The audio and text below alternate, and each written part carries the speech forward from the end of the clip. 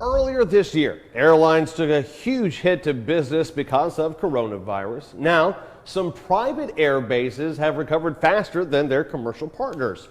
Channel 3's Grace McKenna is live from Chattanooga's Wilson Air Center, and I guess you're looking at something to go somewhere warm, Grace. What have things been like for that center over the past few months?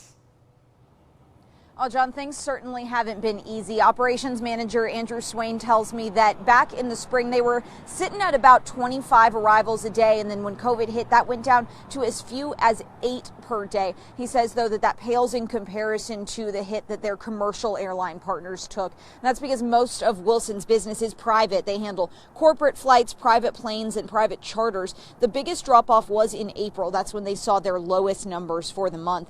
When Florida reopened businesses, Swain began to see an increase in flights coming in and out of Chattanooga as those corporations started flying again. Since then, though, he says it's been a steady uptick. They're still only sitting, though, at about 85% of pre-pandemic numbers.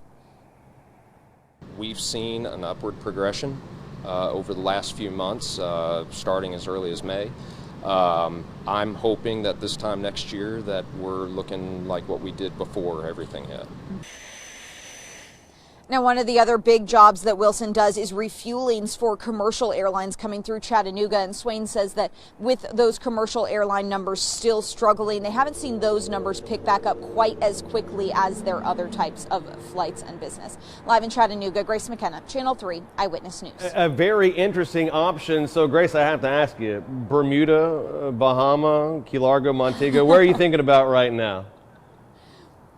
Anywhere that it is not 50 degrees in September. Grace McKenna, always a pleasure. Thank you very much.